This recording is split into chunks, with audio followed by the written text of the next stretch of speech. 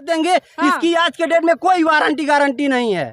ये कोई गारंटी नहीं है। क्या यही न्याय है ना, जेल में रख दिया गया है उस बेचारे को। इनके पिता, एक तो पुत्र मर गया, पतोही अनाथ हो गई, बच्चे उनके अनाथ हो गए हैं, उनके सारे छोटे छोटे बच्चे। अब जाके एक बार मिल लीजिए। अगर आपने सत्यप्रकाश दुबे के बेटे का बयान देखा होगा तो वो कह रहा है कि मेरे माता पिता को, मेरी बहनों को टुकड़ों में काट दिया गया और कहीं ना कहीं मेरी बहन के साथ गलत करने की कोशिश। ये यहाँ की जनता, पूरा देश सच्चाई जान रही है मैम। किसी के कहने से कोई चीज होगा नहीं। ये एक एक व्यक्ति, ये सीबीआई जांच कर रहे हैं ना, सरकार इनकी सारी कुछ इनकी सच्चाई सब लोग जान रहे हैं। ऐसी बात नहीं है कि कोई सच्चाई नहीं जान रहा है। ये खाली गुमराह कर रहे हैं, ये गुमराह कर रहे हैं यहाँ के जनता को, इस देश को। कानून इनकी है, खाली कानून का सदुपयोग कर रहे हैं। कि इस पर सीबीआई जांच कराई जाए। क्या लगता है प्रशासन के जो अधिकारी इस पे लिप्त थे, जो तहसीलदार थे, जो लेखपाल थे, उन पे बुलडोजर चलना चाहिए कि नहीं चलना चाहिए? बिल्कुल चलना चाहिए। मांग ये होनी चाहिए कि उन पे बुलडोजर चले। सबसे पहले उनके पिताजी को न्याय दे, उनको घर ले आए। उस समय परिवार को आवश्यकता है उनकी। सबसे पहले उनको न्याय दे। क्या मुझे एक बात और बता दीजिए मैम, इस गाँव में ऐसी जमीनें हैं, अगर सत्य है तो कितने हैं? इस प्रदेश में कितने हैं? पूरे जिले की मैं बात कर रहा हूँ। 75 जिले हैं उत्तर प्रदेश में, 75 जिले हैं हमारे मुख्यमंत्री के जनपद में, प्रदेश में नहीं। क्या ये 75 जिले में बुलडोजर चलवा देंगे? एक एक घर पे बुलडोजर चलवाएंगे? ये चलवाएंगे? सबका वैसी जमीनें बहुत है, सबका बना हुआ है। वो अपराधी नहीं है, अपराधी बनाया जा रहा है। 1.5 जरीब आप इधरे से नाप दे रहे हैं तो 40 कड़ी नहीं, पूरी मकान हमारी आ सकती है। और आप पारदर्शी ढंग से पैमाइश नहीं कर रहे हैं।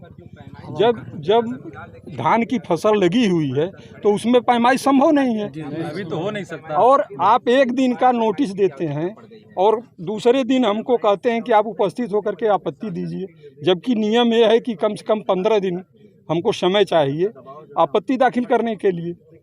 तो ये तो सब प्रशासन के दबाव में काम किया जा रहा है।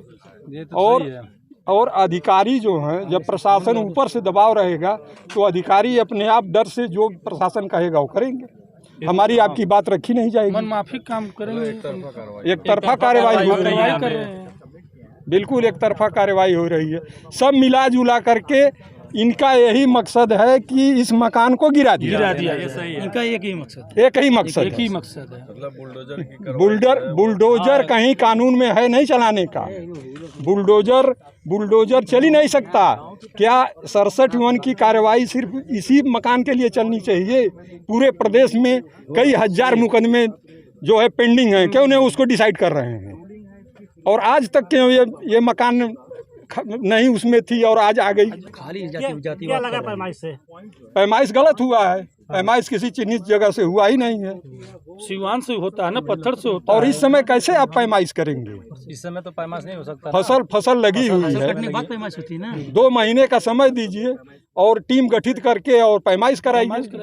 और अगर आपका पड़ता है तो मेरी भूमिधरी है, उससे आप ट्रांसफर कर लीजिए। जो टीम आई थी राजेश विभाग की, तो सीमांकन तक, सीमा तक गई थी। सीमा कोई पत्थर मिला ही नहीं है मौजा फतेहपुर का। असीमित नापे हैं, जाग मन के वहाँ पर नाप दे रहे हैं। ठाकुर देवा का मिला है। तो ठाकुर देवा से आप फतेहपुर को ट्रेस कैसे करेंगे? फतेहपुर के पत्थर को, मौजा ठाकुर देवा के पत्थर को फतेहपुर की पैमाइश कैसे संभव हो पाएगी? और फतेहपुर का खेत अभी और पूरब है और उसको सीधे आप दक्षिण ले करके और पैमाइश कर दिए, जिससे 40 कड़ी हमारा पड़ गया।